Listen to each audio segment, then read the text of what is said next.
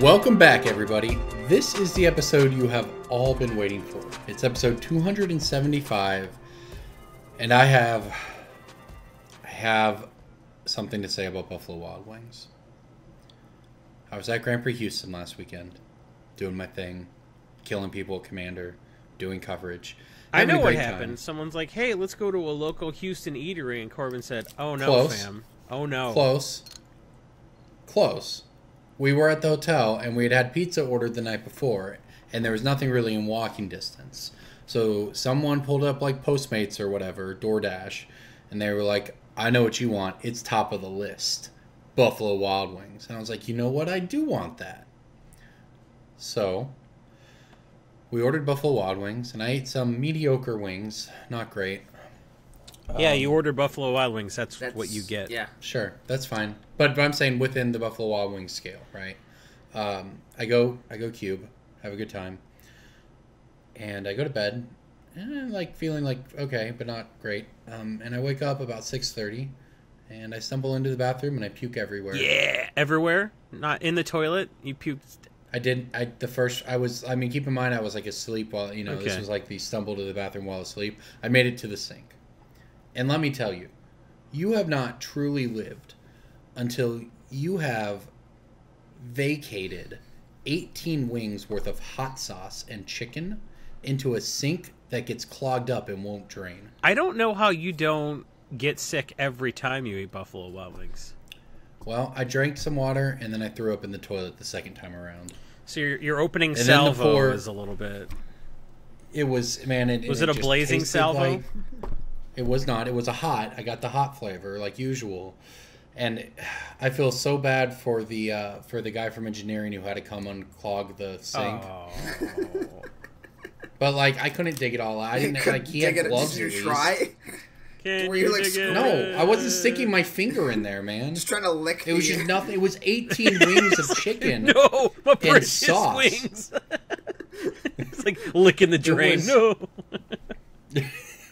It was a disaster, and you know what? I learned something from it. Okay, I went 2 days before I went back to Buffalo Wild Wings. Is that abnormal for you? Okay. Well, there was one at the airport. What was I supposed to do? You normally can't go for 24 hours, but you had to wait 48 this time. So you took a risk that would have involved vomiting in the sink of an airplane bathroom? I just stopped in at the Buffalo Wild Wings in the airport and I got some mozzarella sticks as a quick snack before I hopped on my plane. But it was fun to send people a picture of being back there. Also, it was terrible and I puked everywhere and it was not fun and it was expensive because we like Postmated it in and then I like couldn't work the GP for half of Sunday, which put me behind. It was a disaster, and I want everyone to know that I'm holding this against Buffalo Wild Wings. How many strikes do they need, though? What's your... Strike? This is the first time I've ever got food poisoning from Buffalo Strike 1 was not sponsoring Wild this Wings. podcast 3 years ago when we asked them to. That's strike number 1. That's a fair strike, yeah. This was strike 2, I think. I've never had a food poisoning from there before. I don't... But I was like, you got to get back up on the horse, right? No. You know, if you fall, you get back on. You like. Did Christopher Reeve get back on the horse? Week? No, he learned his lesson, and he never rode a horse again. Okay, well, that was graphic. That was dark. Hey, man, he never rode a horse again. Jeez. Anyways, so that's... yeah, it was just so sad. And then something else sad happened Sunday night. And this I want to talk about.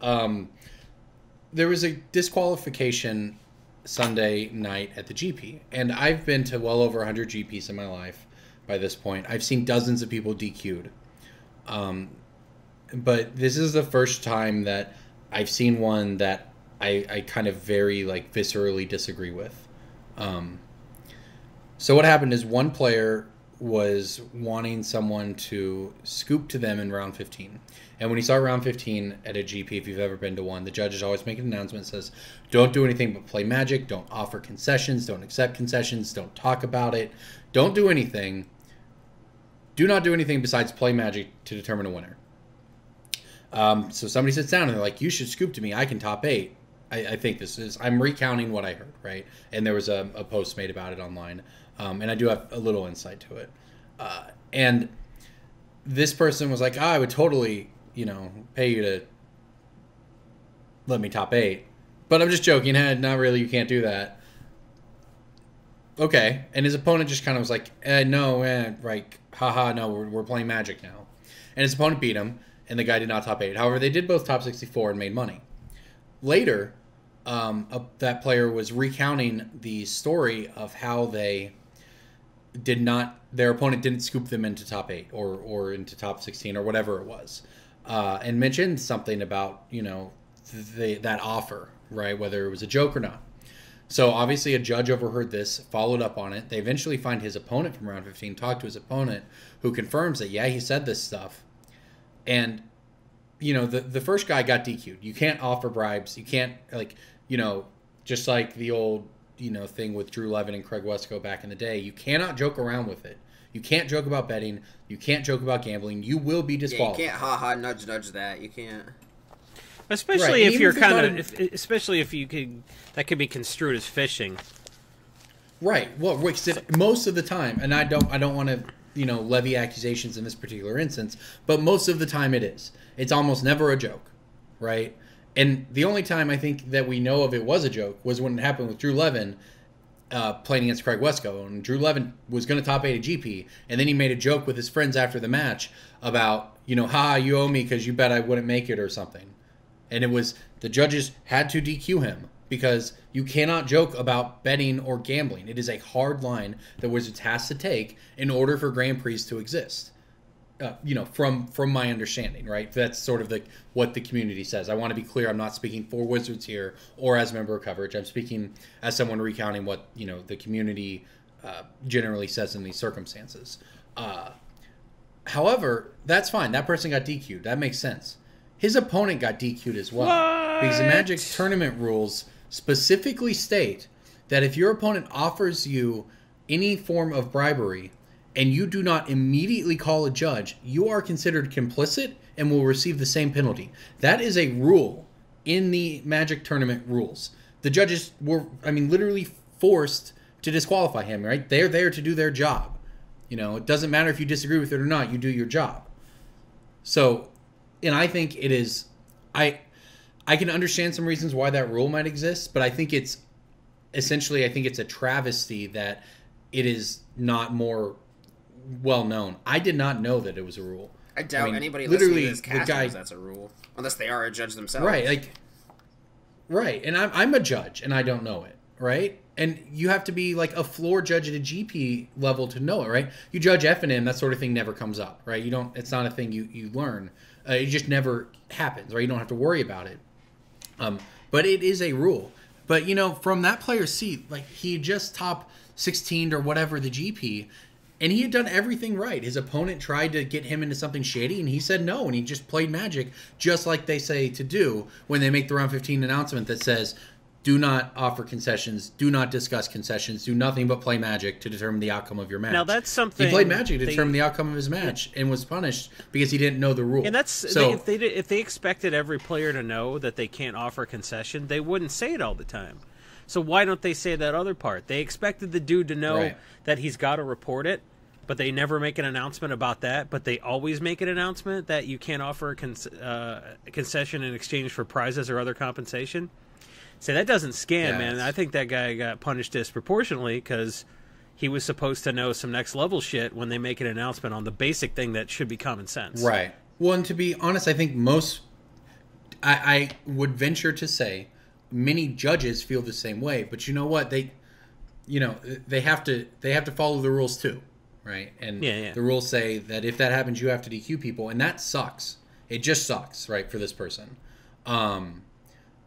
The only thing that I hope, and I'm sure it's no consolation to him, and it shouldn't be, but I hope that this raises some understanding, and it either gets added to sort of the, if you even think your opponent is offering you a concession or offering you a bribe, immediately call a judge.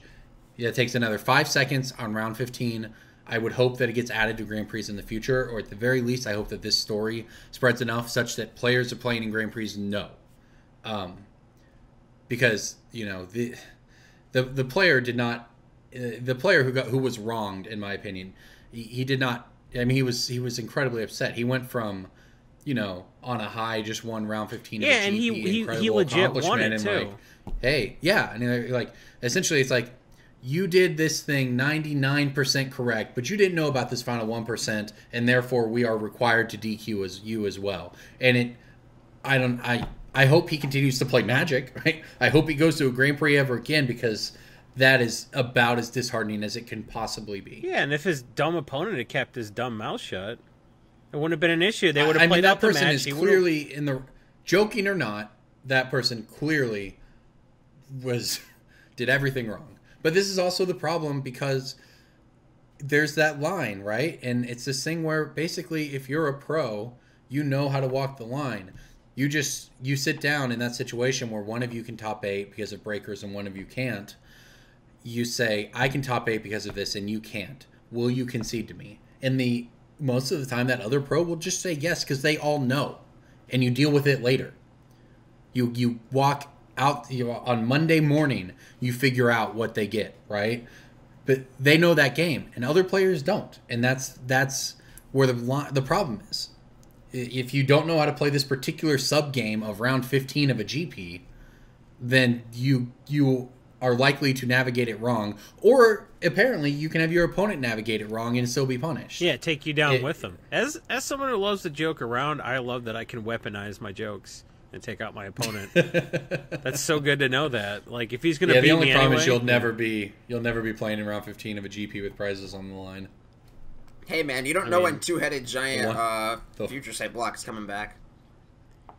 Okay, good point. If we did a few reviews of like sleeves and deck boxes on this podcast, I think I'd have enough cachet to build up to go on Twitter and be like, Two-Headed Giant needs to come back, and then bam, it's a thing. So you know what? Two-Headed Giant does not need to come back. Two-Headed Giant is the best format. Do we want to move on and talk about Pauper now, or do we want to do this great designer search stuff first? I don't care. You alluded to it.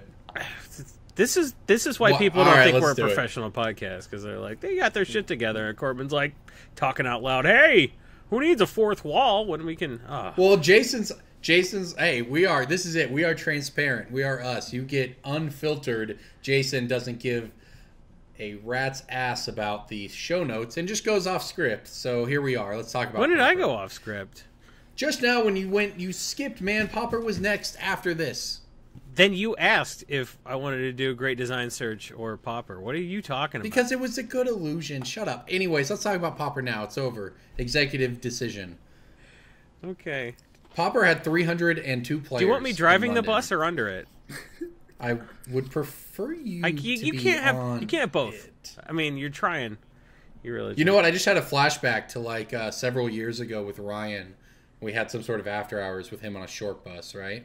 That was just an actual. This was the thing we did. Boy. No, it's a greatest moments thing, because we said something about. Oh, were you guessing? He was on. I said he was under the short bus or something like that. I said that Ryan couldn't get on the short bus because there's no lever elevator thing for the bus. No, this is a different thing. You're trying to steal some glory. No, it was something about telling Ryan he belonged on the short bus, and he goes, "Is it because I'm disabled?" And we're like, "Yeah." This derailed podcast episode was brought to you by our Patreon at patreon.com/Brainstorm Brewery. If you give us, I don't know, what is it, $175 an episode, you can have this handsome drinking glass. You tell them $175, and then when it's cheaper, they're like, it's only that much?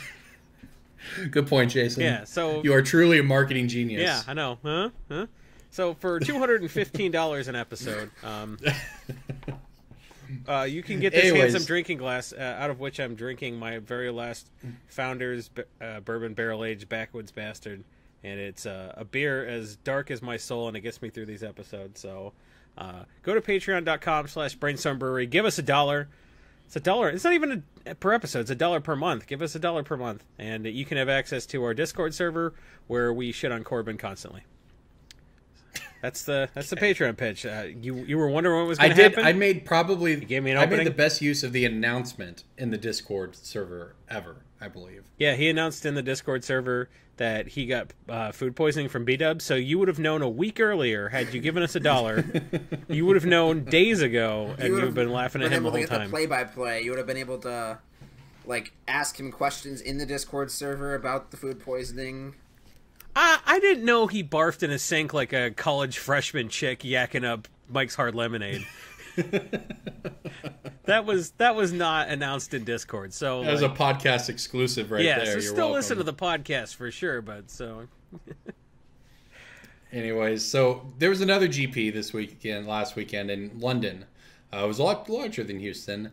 As a matter of fact, they had 302 players playing Pauper, including...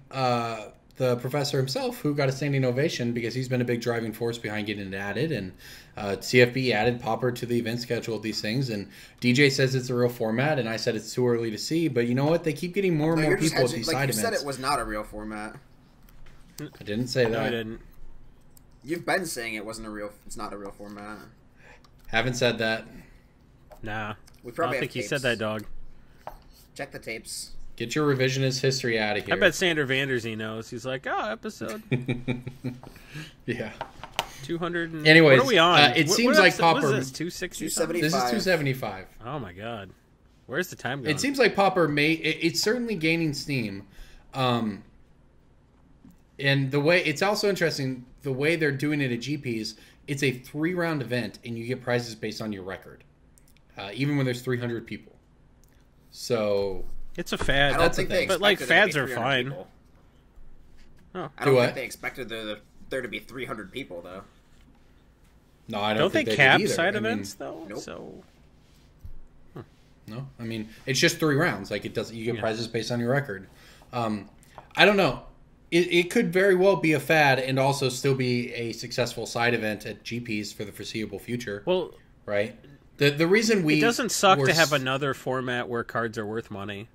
Because EDH is doing most of the work right now. Right. The reason we were slow, and I don't even want to say, because we've obviously talked about it, but slow to just fully jump on is because we went through it with Tiny Leaders. We knew better. But then we went through it with Frontier. And not only, and this especially, I think, for Jason and I, Goose, I don't know about DJ, but I specifically recall Jason and I being in some conversations about this. We told people not to buy in because, it's probably going to be the next Tiny Leaders, whatever, wait and see.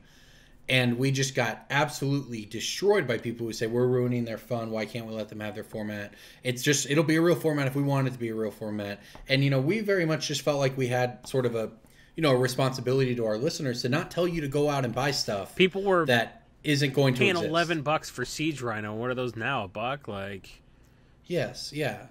So that's people why chug it's butts the same. on That's Frontier stuff. That's why we're cautious with Pauper. But Frontier had like 30 people at a side event, 50 people at a side event, 300 people at a Pauper side event. That's a thing. The prices are moving, and a lot of these cards are old and scarce. So, I think we're gonna put some picks out there this week and talk about it, because whether it's a real thing or not in the long term, I don't think it's this is too much turnout for it to not be a successful side event for the rest of the year. This is different though, because people previously played Paper Pauper. Exactly. Yeah. Well, and online. I've said that people and the metagame for it is real. Pauper, and then you guys were like, "No, this never played ever and ever." DJ, man, act like you've won that before. Come on, act like you've been here before, man.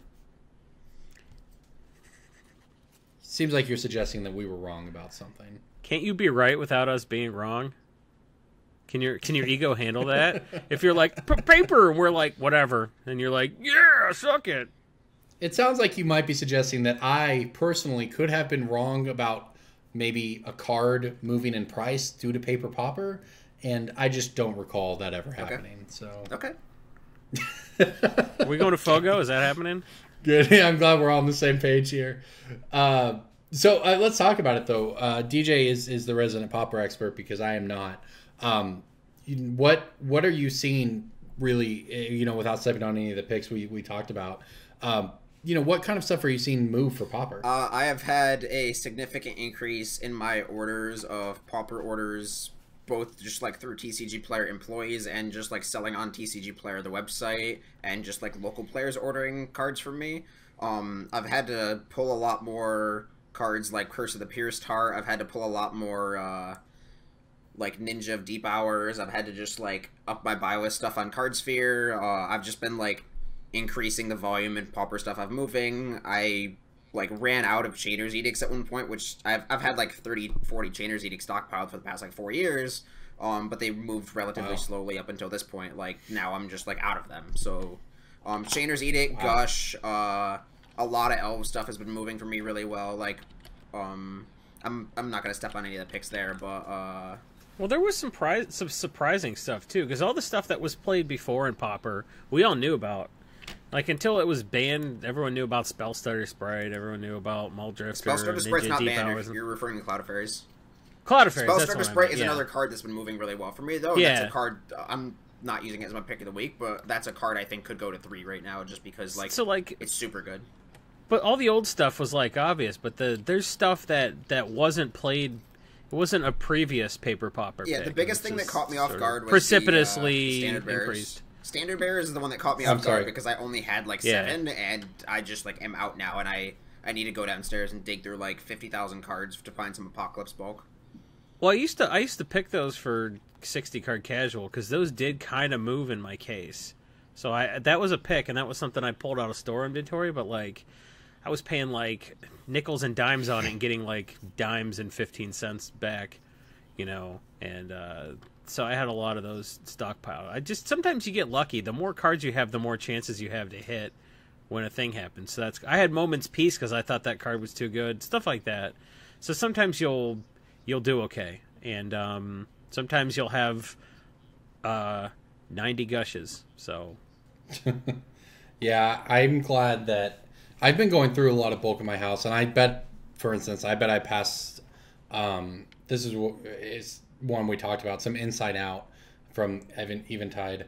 I bet I passed through some of those. Is it worth going back through it all? Probably not, but I'm glad that this is all happening before I finish going through all the old bulk, so I can find some. Yeah, and I mean, like, I'd also like to. What are people using Inside Out for? It's a combo deck. So do you know Tireless Tribe combo? The card? Oh, yeah. Yeah, so you can pump it by, like, 20 cards or 20 power or whatever, 20 toughness, then you Inside Out to flip it. And you use Shadow Rift and Gush and, like, all the just good Brainstorm, Ponder, Preordain. Is that I'm seeing those for, like, a quarter retail. What, Tireless Tribe? Inside Out? Yeah, it's real cheap right now, but it's just starting to move. Right before the episode, I told you that's a card I think you should use as a pick of the week if you need one. Yeah. Yeah, it's just starting to move. I actually, if anyone's interested, I played that deck for TCG Player a few weeks ago. I think I called it Probing Pauper, if you're looking for it on YouTube. But it's actually really cool. It's also worth noting, you can Inside Out first, and then switch it, and then use the ability. So, like, for instance, Inside Out, for those who don't know, it switches power and toughness for 2 mana. It also cycles. So you can use it, but then also discard the card you draw with the more it. Appropriate term. Yeah, because when the power and toughness is call, switched, anything that previously increased power increases toughness now. So you can play that as your first one and use it as the cantrip to draw near him.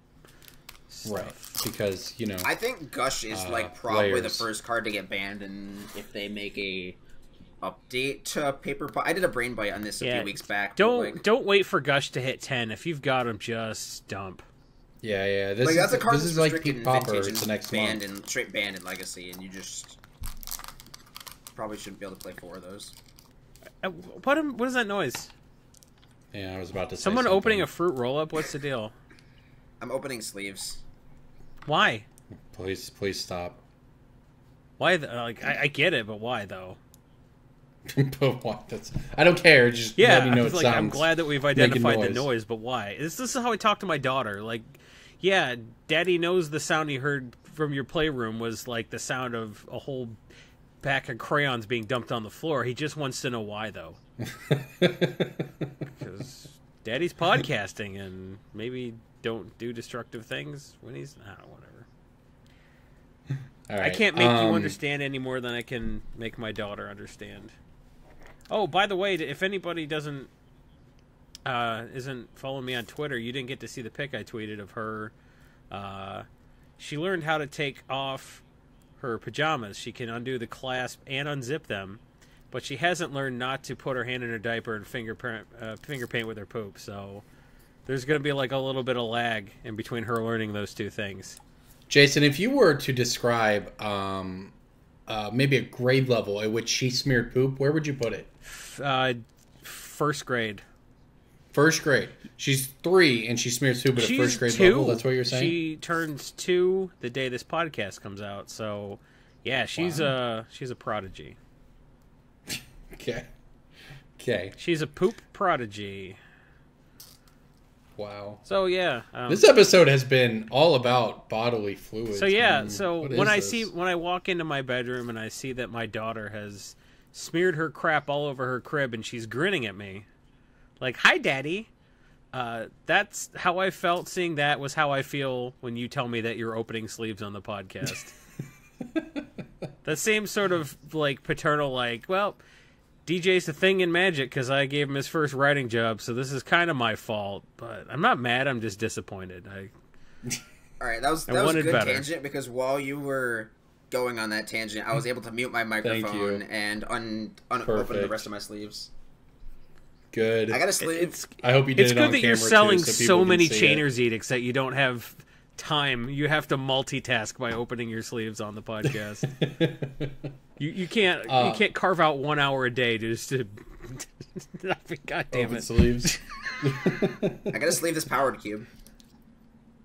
Oh, that's what it is. Why isn't your wife sleeving your powered cube in exchange for coffee? Oh my gosh. She's in bed. Right? She's asleep right now.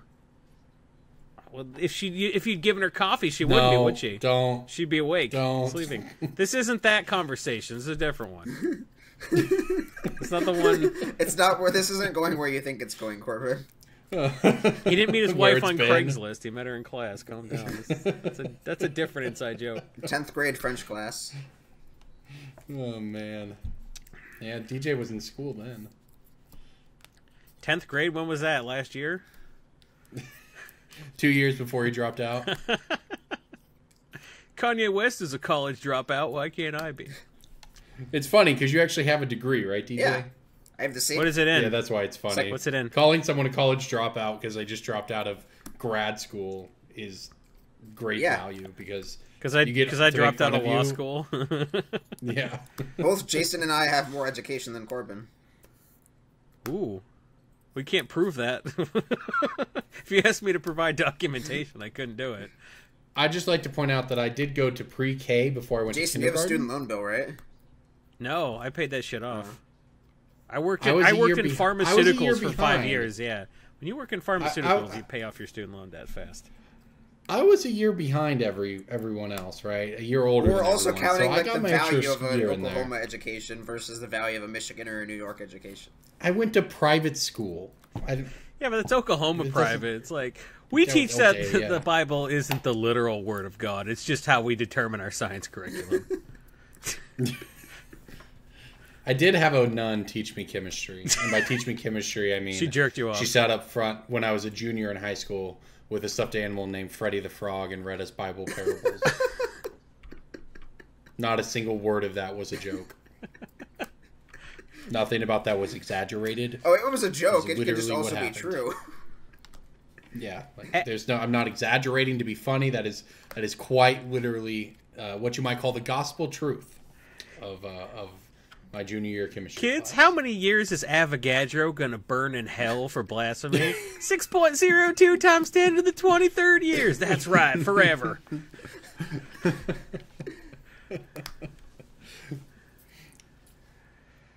I could say a lot of things about going to growing up in Catholic school, but most of them are not nice. So if you can't say something nice, talk about nuns. Breaking bulk time. Breaking bulk time. Break. Oh yeah, breaking bulk. There's so much good stuff. It's a pick. Breaking bulk. The end.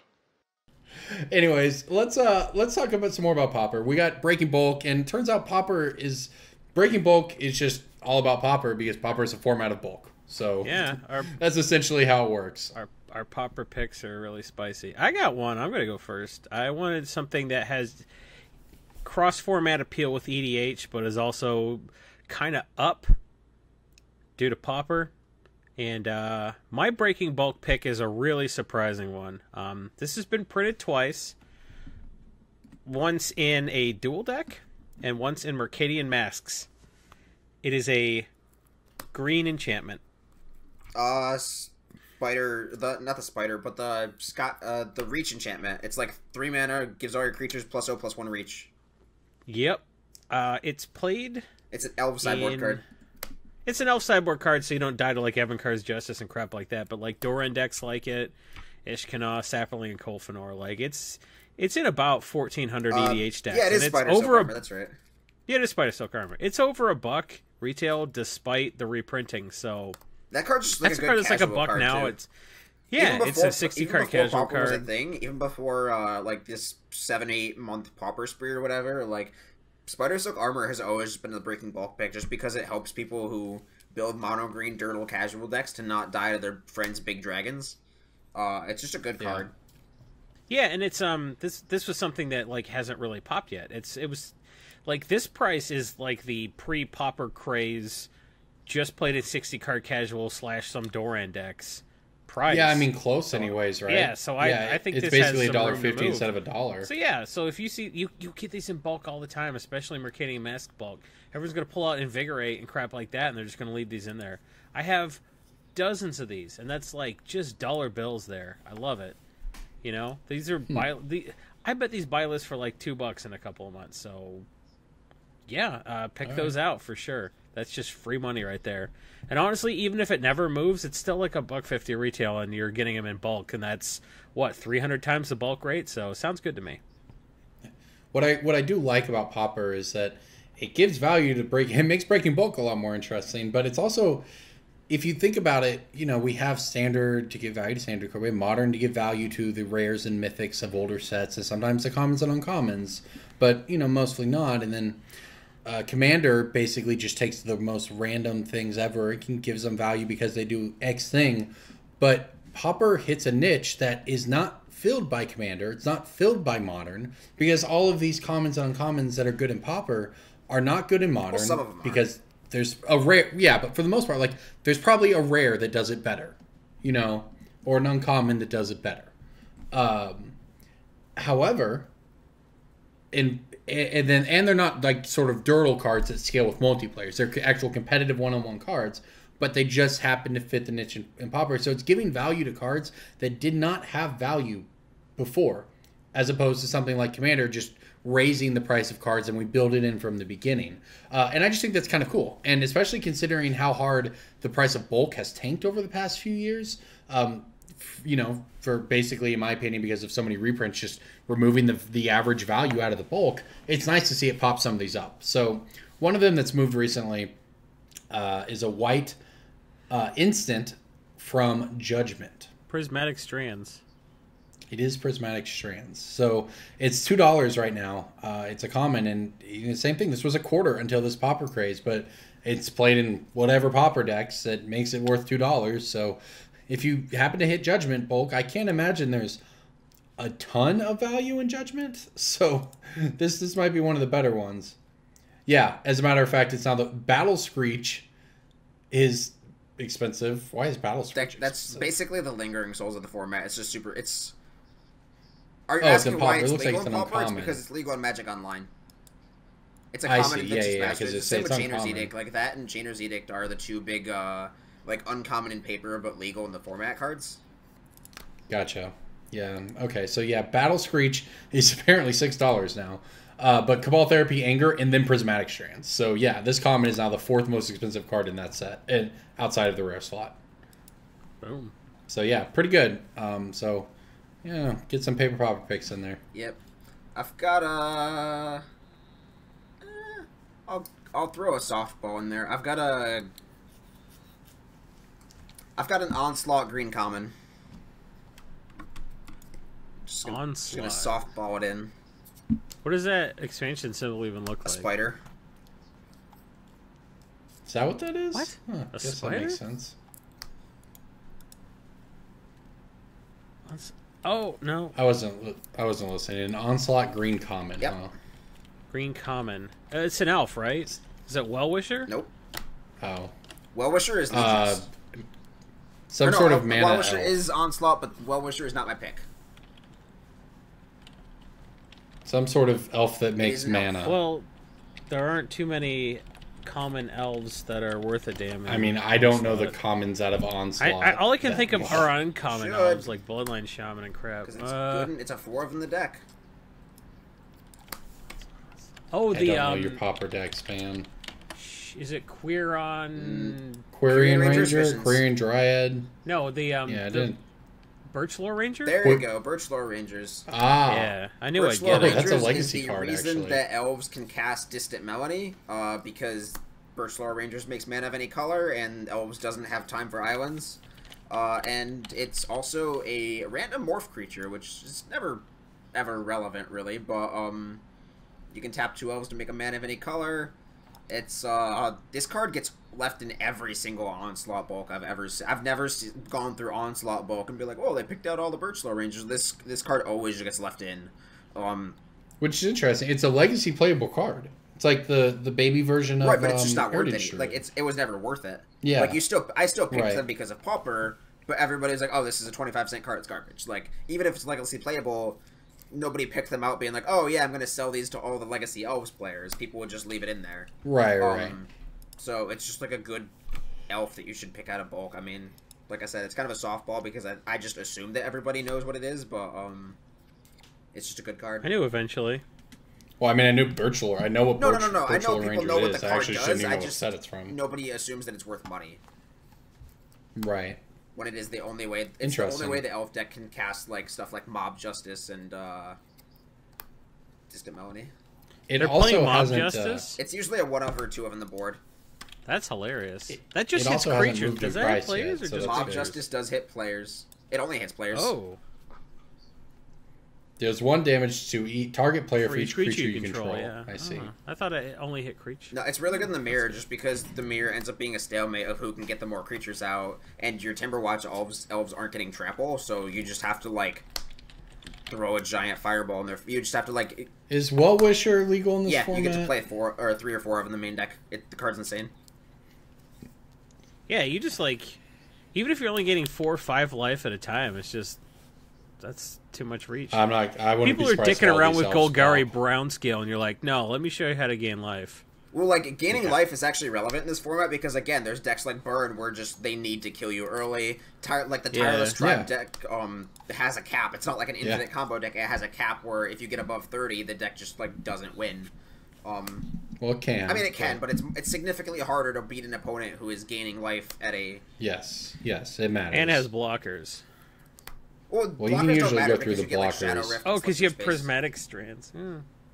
No, not Prismatic. That deck doesn't play but you just give I your was just creature making shadow. fun of your pick earlier. Calm down. The Tireless No, Tribe that's deck is fine, just a whatever. mono blue deck that splashes white for the creature.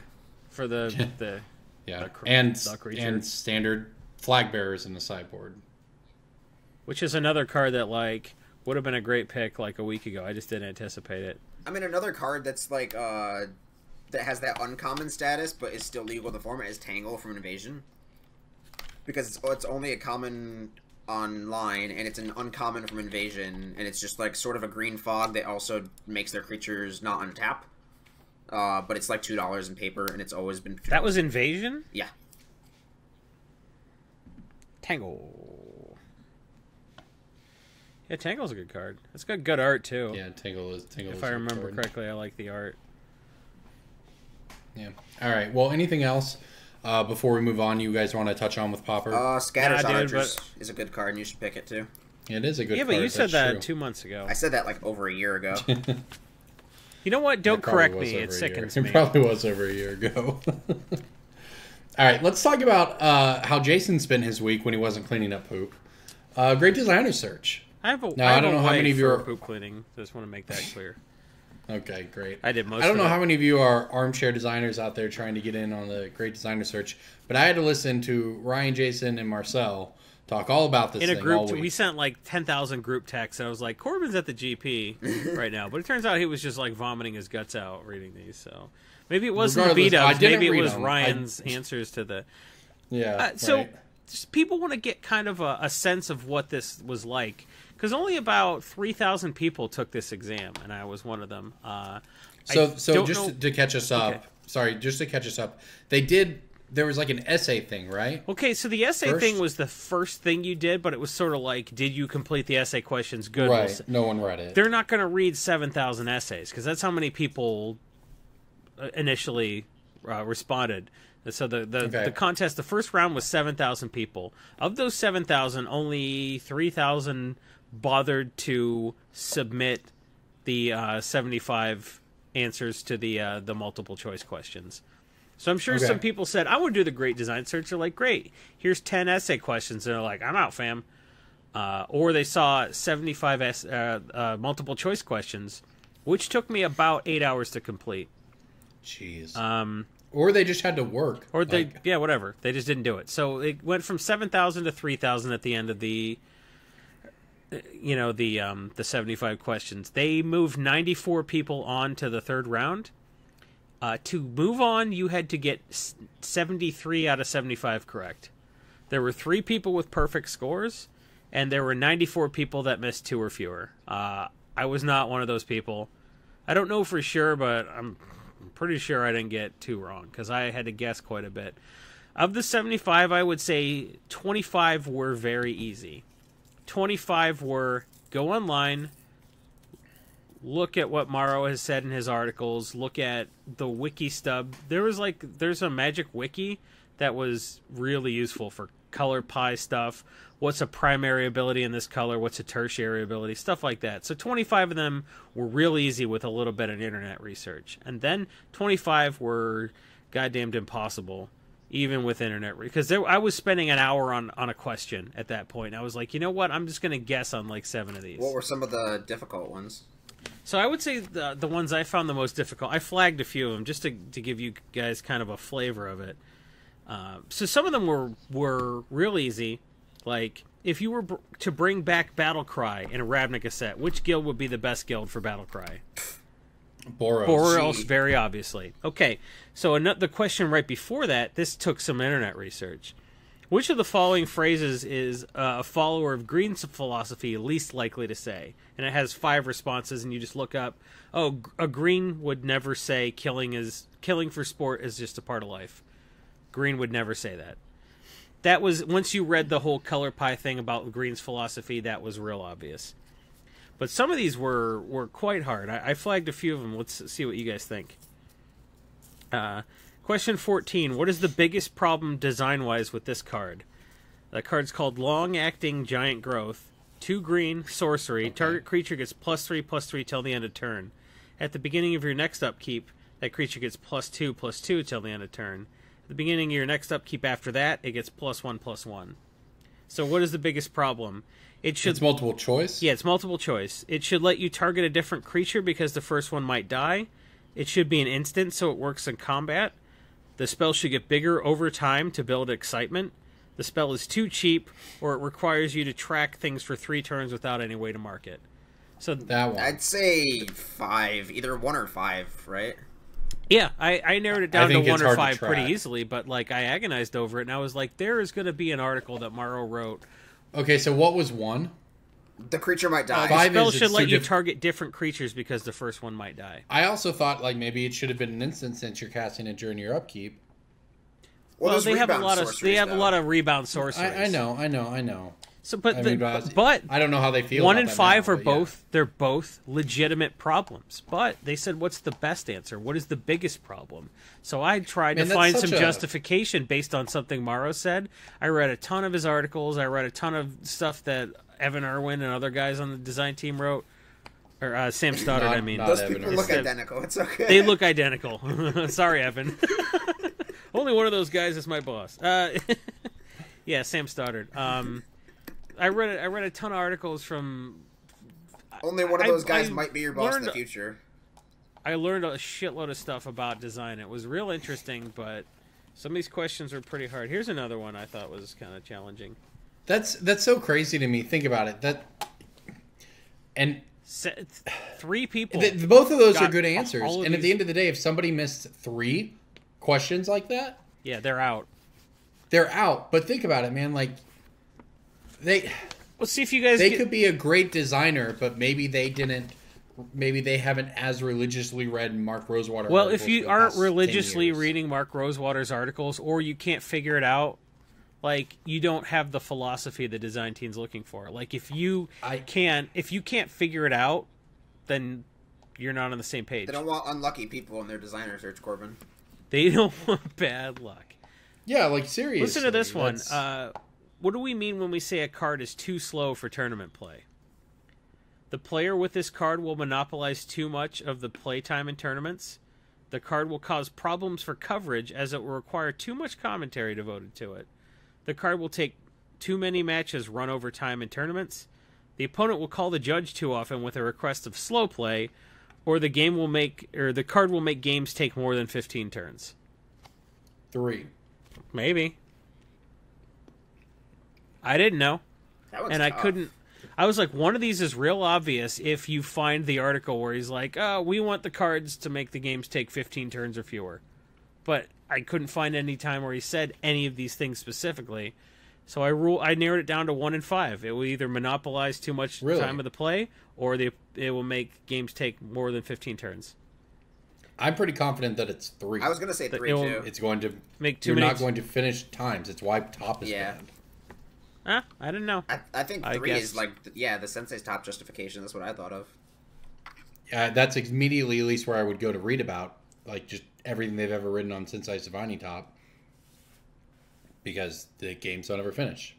I don't remember what but also I don't monopolizing remember what time I is another what I problem responded. with that. So, which color gets the second fewest common creatures in a typical set? Guess how I figured that out? By guessing the number of common creatures for looking up the number of common creatures for every color in 10 different sets to get enough data to make a conclusion. So can you repeat the question? Which color gets the second fewest common creatures in a typical Jesus set? Christ. Yep. Okay, well, first is probably blue. Blue gets the fewest? Well, they said common creatures. Common creatures. You'd actually be wrong. Blue does not get the fewest creatures. Okay, well, I would assume that we're spell-based. Black. The sets I counted, black got the second fewest and red got the fewest. But like, hey, maybe I looked at the wrong sets because I was between typical. blue and red, and as getting the fewest. Well, I thought blue would get the fewest because a spell focus, but red has to have red has a lot of things. In all the sets I looked at, and I just picked, I picked big sets, little sets. I went back 10 years. I had a lot of data, and blue got a lot more creatures than you'd think a lot of the time. Okay. Let's do this one last one. Ryan, Marcel, and I had a 1-hour conversation over text about this one. Which of the text boxes would most likely be red flagged as highly complex for a common creature? And I've read their New World Order red flagging article, and there were 8 criteria for what would cause something to be red flagged, and 3 of these answers are good. And Ryan and Marcel and I think picked 3 different answers. So, which would be red flagged as highly complex? Whenever another creature enters the battlefield under your control, the creature gets +1/+1 till end of turn. Pay 2 and a white, target creature gets +1/+1 till end of turn. Whenever card name attacks, creatures you control get +1/+1 till end of turn. Whenever card name enters the battlefield, target creature gets +2/+2 and gains trample till the end of the turn. Or pay 1 and a red, card name gets 2/0 and gains first strike. So some of these you can look at the 8 criteria and be like, well, the 5th one doesn't target another permanent. So it's like, does it target another permanent? Is it abusive in multiples? Does it create a lot of board complexity?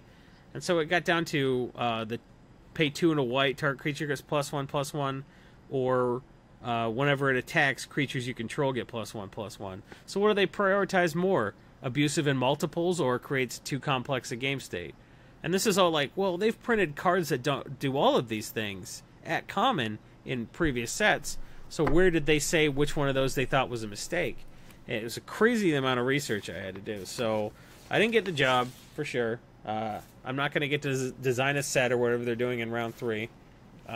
But someone asked, well, were the questions at least fun to answer? And no, they weren't. They were terrible.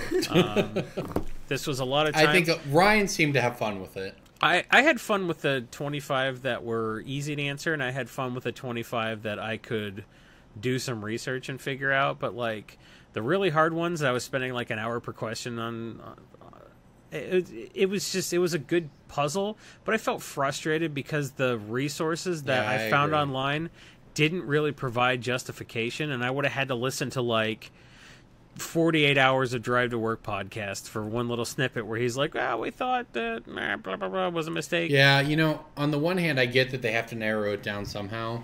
On the other hand, I mean, I don't know that a requirement for being a good designer is having encyclopedic knowledge of everything Mark Rosewater has written or said over the past decade. Well, or you could figure it out, or your gut told you. But look, man, they gotta narrow it down. So dude, 3 people got all of these right, so that's the guy you want on the design team. 3 people who have listened to Drive to Work religiously. Yeah. Or I guarantee you, if you took all of Wizards R&D and gave them that quiz, they would not have. I'm not going to put a percentage on it. There would not be 100% agreement. There would not be 73 out of 75 agreement. Dude, that's my opinion. I don't know, because I feel like they'd be like, I remember when Morrow said this, or like, this is something he's drilled into our heads. Like, I bet if you gave someone an R&D that question about which of these would be red flagged, they go through 25 red flagged common cards every set, because they're allowed to let a certain number of red flagged cards through. Right. If you make a secondary justification for it. And that was something I learned in my research, too. None of this was anything I knew. And I was like, dude, I don't deserve this. It would have been cool to go on to the next round, but I would have never gotten the internship. I wouldn't have been able to do the internship. I really just wanted to just participate in Great Designer Search. And I'm glad I did it. But, like, whoever got 73 plus right deserves it, and I don't. So that was cool. Like, I guess it just feels to me like there are probably really good designers who could be good for Magic who got 70 out of 75 right, but they have to narrow it down somehow, I guess. Well, are they going to be the best? I don't know. Knowledge of everything Rosewater said is the best way to do it. Well, 93 people went through, so I think of those 93, there's probably going to be a couple pretty good designers, and I think they will. Yeah. They'll read their essays. They'll read those 93 essays, and they'll be like, because I said some stuff in my essays that other people like Mark Rosewater said this about that, and I'm like, yeah. They're like, which ability do you think could have gotten a better introduction its first time and it deserves a second look? I was like, they only put Absorb on one creature, and I think Absorb is a great mechanic. You know, I think it's cool. You could have it granted to creatures in different ways. I wish it stacked, but they said Absorb doesn't stack. But whatever, that's fine. And then they're like, no, Mark Rosewater said that Absorb 1 is terrible and Absorb 2 is too good, and there wasn't enough design space, and he's like, he hates that mechanic. I was like, oh, well, fuck. I wrote 250 words about why I thought that was a good mechanic. So even if they read my essays, they were like, this guy's an idiot. So I don't even know the mechanic. It was only on Lymph Sliver. Oh, I'm sorry, Lymph Sliver, whatever. It was basically the next 1 damage the creature takes is reduced to 0, which I think is a... You know how they got rid of Regenerate and replaced it with is indestructible till end of turn? I think Absorb is better. It's a better replacement for Regenerate than is indestructible until end of turn. So that was the case I made, but still they're like, there's none of... Because I agree that Absorb 2 is just degenerate. It's just ridiculous. I would also agree there's not much design space there. But Absorb 1 blanks 1/1 Death Touch creatures and 1/1 Lifelink creatures and stuff like that. So I think it's actually a pretty dynamic mechanic, and I really like it. But yeah, there's probably not much design space. There's no design space. It would be cool if it's stacked. If you like put an equipment that gives a creature Absorb on a creature with Absorb and it got Absorb 2, that would be cool. But they don't. Yeah, but that's it doesn't. Not even design space, right? That's like you can't do whatever. I agree. I don't. I thought it was a better replacement for Regenerate than Indestructible till end of turn. That was the case I made. But I only had 250 words to explain myself also. So Yeah. It was a cool thing. I'm glad I did it. Marcel did it. Ryan did it. We are all texting each other after we'd already submitted, and just sort of, because nobody wanted to be like, oh, we can't even talk about it. Like everyone was like, I'm not even gonna send a tweet about anything. I don't want to be accused of getting outside help, which was. I was sort of like, it's cool that everyone's being all Fort Knox about it, but as soon as everybody submitted, everyone was like, I probably got that one wrong. So it was interesting. If you didn't do it, you didn't miss anything because you weren't going to get 99% of the questions right. Or you didn't have 9 hours on a Saturday to do this. It was a Friday, actually, so you needed to be a real piece of shit to. It was like you had from like 6 a.m. Friday to 6 a.m. Saturday to do it. So. Some people like, I'm going to work, and I was like, you did it in 2 hours before you went to work? What's wrong with you? I didn't even open it till 1 p.m. So it was a cool thing. I'm glad I did it. I'm glad we wasted like 40 minutes on the podcast talking about it. I think it's all very interesting. As someone who didn't do it, I enjoy hearing about it. Just messing around with it, because I think that the questions were pretty interesting. Well, yeah, I think 3,000 people were like, let's jerk around with it. And then the 90 people were like, I could do this. And I think good for those 90 people. Good for those 3 people that got them all right. Jeez. I mean, they probably guessed on a few of those. But, hey. Of course. Good guessing. But, yeah. All right, well, let's move on. We're running out of time here, but let's move on to Pick of the Week. I think we're probably going to have some more Paper Pauper picks, if I had to guess. I have a Paper Pauper pick. Paper Pauper picks. Let's hear them. Pick of the week. Pick of the week. Pick of the week. Time for the pick of the week. This is popular in Paper Pauper, but this is also predicated on Commander. It's Moment's Peace. This is a fog that has flashback, so Tassiger decks run it. Angus McKenzie and Feldegriff and Kineos and Tiro decks run it. Kruffix decks run it. But even though it's only in fewer than 1,000 EDH decks, I think the crossover appeal with Pauper is going to take this card from 2 to 5. I like this at $2. Star City's out of stock. Well, Card Kingdom is not, so get on those $2 Card Kingdom copies. They got 24 left. Unless I buy them. Wouldn't it be funny if it's like, oh, Card Kingdom's got them? I'm on a podcast. I will sell. Yeah, I'll buy them out, and then I'll sell them to our $10 and up patrons for the price I paid. So, Moment's Peace, it fogs for 2 mana and then flashes back for 3 mana. And what deck abuses this? In Pauper? There's no deck that abuses it in Pauper. It's just the form. One of the only things that some people don't like about the format is that there are some matchups that are completely uninteractive, kind of like Modern, where your goal is just kill them before they kill you and not care about what's on their board. And Moment's Peace is a card that just sort of gives you 2 turns to do that. So if you're inside out combo against mono green Stompy, you don't care about their combo. You're not trying to counterspell it, but you just want to beat their face in before they combo kill you, and then they just have to play around Moment's Peace twice instead of once. Yeah, I see. Or deck does run counters, but yeah. I'm saying the mono green deck doesn't. You can't counter their combo, so you're playing Moment's Peace. Someone told me, someone who played in the event in Santa Clara told me they got blown out by a deck playing Moment's Peace and Haze Frog, and then other stuff. Oh man, you could Fog Frog and what's that card? Tortured Existence. Spore Frog. I think that's what it was actually. Yeah, it was Spore Frog and Tortured Existence. That'd be amazing. Yeah, it's a real.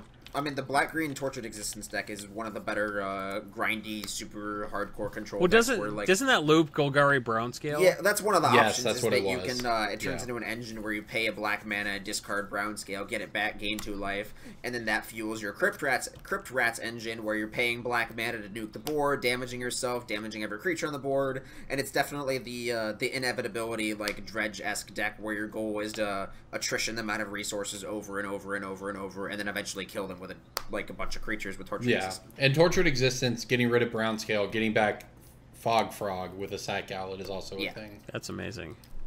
Yeah, it's pretty funny, actually. All right, I'll jump in. I'll break up this Pauper train here because we got some Modern to talk about. Have we?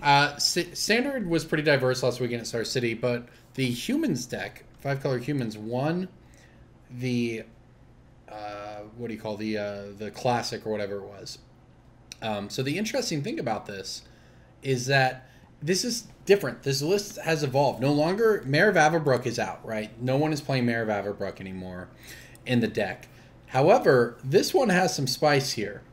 And there's two. One is probably better as a Breaking Bulk pick, but I'll give it away anyways. Kessig Malcontents. You guys know what that one does? 3 mana, 3/1, Avacyn Restored, ETB, deal damage to target player equal to the number of humans equal to the number of humans you control. Red. Yep. Yeah. Yep. So Ross Merriam won the Classic with 2 of these in his deck. Another person had 1 in the deck. Yeah, it turns out it's pretty good. But this is the actual pick here. Phantasmal Image has replaced Mayor of Averbrook in all the lists. And it's very good. That makes sense. You get to copy your meddling mages and lock down more things. You can copy Kessig Malcontents and just kill them. You copy Thalia's lieutenants. Didn't that deck just get rid of the freebooter? Did he get rid of freebooter? Yeah, I think that was the list that cut freebooter. Bootjacker or whatever. I think it's Bootjacker, right? It was free foot. Kitesail Freebooter is a card. Call it. Free sale Bootjacker. I remember you calling it a footjacker. Yeah. Ross Merriam had 3 Kitesail Freebooters in his list. Oh, that one. So I don't know about them list cutting that.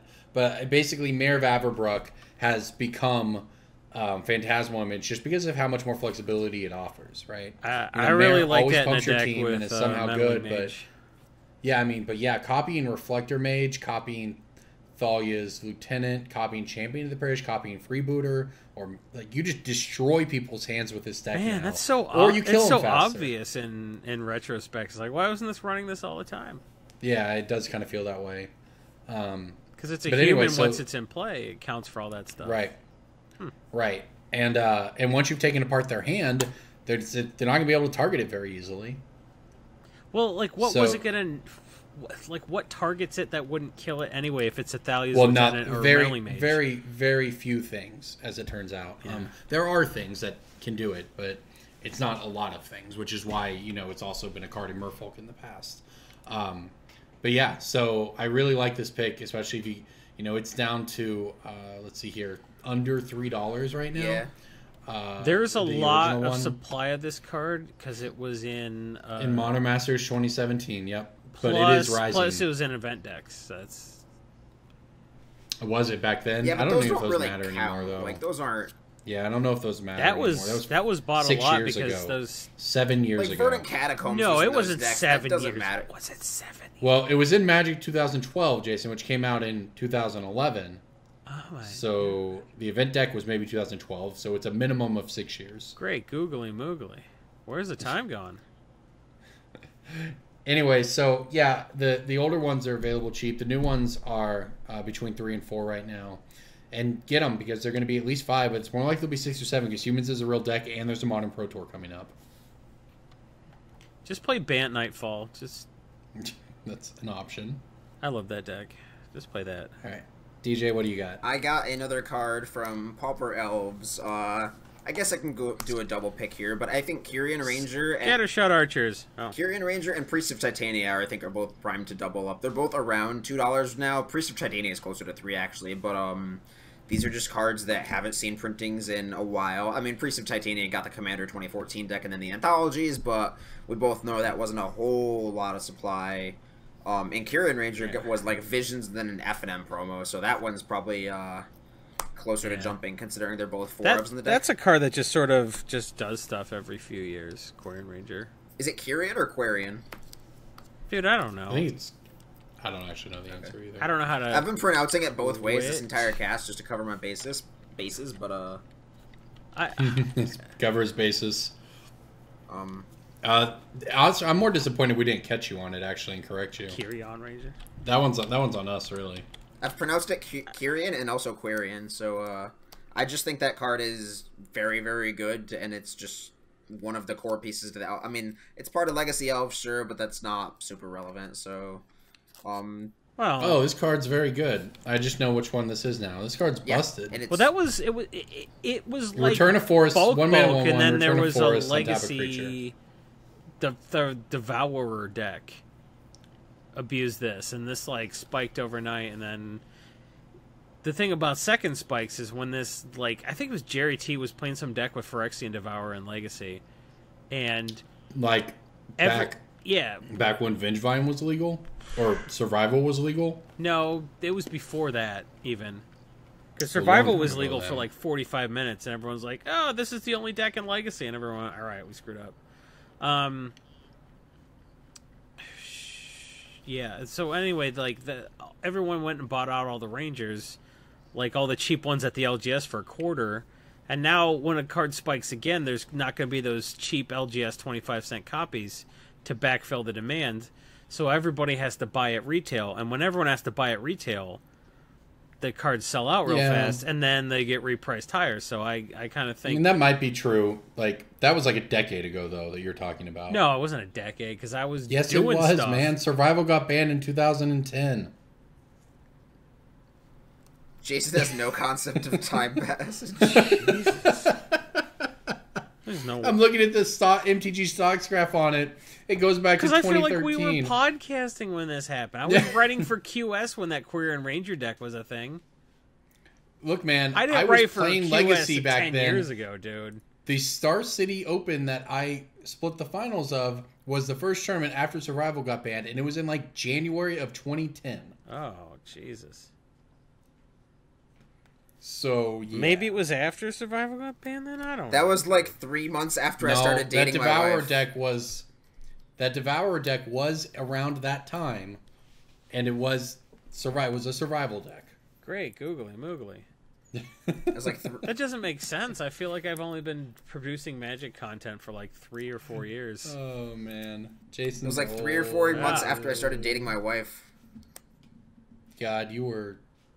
I'm not gonna say anything about how young you were. That's what you have a kid and you just lose track of time. People ask me about stuff that happened. I'm like, the first basically year of my kid's life, I have very few memories of because you just don't sleep. I slept. And my daughter sleeps like 10 hours at a time. You should get a better kid. Yeah, one who smears poop on himself, huh? Herself, I suppose. Yeah, your kid's not smart enough to take his pajamas off. I'm sorry about that. You got nothing. I don't have poop all over my kid, that's for sure. One time that happened. It'll happen again, but so far, one time. Yeah, all right, man. I'll let you know when my kid smears poop all over himself. Yeah, you will. Jeez. Anyways, all right. So there you go. I bet if your kid got sick, he would throw up in the toilet, not the sink. He's like, "No, I'm not going to throw up in the sink. It'll clog." Because your kid's smarter than you. That's what I'm saying. Well, that might be true. Hope it's true. I hope it's true. I hope if you offer him Buffalo Wild Wings, he like turns his head like, "No, give me real food. I don't want diarrhea." He's smart kid. All right. Anything else you guys want to touch on before we get out of here this week? Did you have more on your show notes I didn't read? I have to ask. No, this is like a boring week for Magic. Let's read one email and then... Yeah, it's a good... Sure. Let's read one email and then wrap this up. This is a patron email. Ooh, okay. From Todd Wells, or Wellas. Come on, man. Wellas. What's his home address? Why don't you read his email address and... What's his Gmail password, you idiot? Give us the keys to his cryptocurrency wallet. Hey, Brew Crew. I'll be attending the SCG Modern Open coming up this Friday in Indianapolis. Good for you, nerd. I have around I don't want to know about your life. Just ask us a question. I have around 2K plus TCG mid worth of various reserve list cards and EDH goodies that have been on a steady trend upward, and I'm looking to complete some sets of revised blue duels. What suggestions do you have to maximize the amount of value I get so I can obtain these items from vendors? Or should I look at Star City? Or should I look at a different avenue? Thanks for all the great work. Sent from my free Net Zero account on my IBM 386. Well, at risk of sounding like a broken record, haggle for starters. But also do some research and make up your mind about what duels you want. You know, you said blue duels, but do you want near mint blue duels? Do you want beat up but sleeve playable blue duels? Because those are different things and they carry very different prices. Especially now that, you know, I realized I didn't follow up with this until recently. Underground sees $450 TCG market price. That's crazy. But you know what? there's just a wider and wider gulf between a near mint copy and a beat up copy. So, you know, if all you care about is a sleeve playable one and they offer you one for 400 instead of 450, dude, it'll that be may not be as good of a deal. Instead of 450. Well, that's what I'm saying is like, know what the prices on those are, because you may be like, oh, it's a deal, but it may not actually be a deal for the condition. And that's what that's what you're saying. All right. Yeah. Yeah. Like, be aware of what the price is for the condition you want and then go from there. I think that's something that's important with these right now, given just how expensive they are and how wide the prices, you know, because it's a blue duel. Some people just don't care. Do you think they'll ever be 1,000? I don't know. Or do you think they'll be 200 instead of 1,000 in 5 years? It's so hard to know. I don't know about 1,000, but I think they're more likely to be worth more in 5 years than they're likely to be worth less. Yeah. So here is what I would do. Star City Games tends to have some beat up cards in their played case. If you just want sleeve playable just to play with, and you're turning a bunch of like reserve list crap that spiked because of people watching YouTube videos, I would go to Star City and I would take trade-in credit and get stuff out of their played case if they have it. So I would hit them first thing. If they don't have anything in their played case, I would go to maybe a different vendor. Go to Haruya. I would go around Well, the does room. Star City allow other vendors now? I haven't been to an open in so long. This is an is it SCG just open. Star- Don't go to Haruya. They probably won't be there. Well, but isn't it a thing where SCG does allow some other vendors or no? I think there's usually like 2 or 3. Oh, this isn't a Okay. GP, so it was an SCG Open. Oh, Last July Well, at the Syracuse Open, I think. wow, it was like 2 my other advice vendors. was telling you to deal with Star City at a Star City Open. Cool. I'm Well, super for what it's helpful. worth, Star City does have good prices on that stuff, right? That's one of the areas where they, in terms of buy list, one of the few areas where they excel is, you know, truly old collectible stuff. I mean, you could also just not do this at the SCG Open and just ship that stuff to Card Kingdom. Because they have like a 30% trading bonus. And they'll have some duels for Compare, because Card Kingdom also sells No, their I get stuff that. expensive. They have a higher retail price. But, like, is their retail price more than 30%? You're also not going to be able to haggle over, like, you're not going to be able to haggle when you ship your stuff to Card Kingdom either. Like, it seems to me easier to do this in person. Yeah, but how much are you going to beat up a Star City dude? Not too much. If you've done this a lot, yeah, you can beat up a Star City vendor, but like if you're just... Well, I'm just saying, if you know what you're going to get, you know exactly what you're going to get with Card Kingdom, and that's fine, right? It's obviously fine, but it may not be a better deal. We cannot agree. Is the moral of the story. Do some research. It basically comes down to figure out what you want, do some research. It is more of a hassle. It is undeniably more of a hassle to ship your stuff to Card Kingdom and have to insure it and then get stuff back or whatever than it is to hand your stuff to the guy at Star City and work with them on a price. But you also have the option of looking at Card Kingdom, going to the Open, looking at what your options are there, and you don't have to say yes. Like, don't forget that. Yeah. So, there you go. The third option we're all forgetting is you take those cards, you roll them into a tube, and just jam them way up inside your PB hole. And then buy Bitcoin. Buy Bitcoin.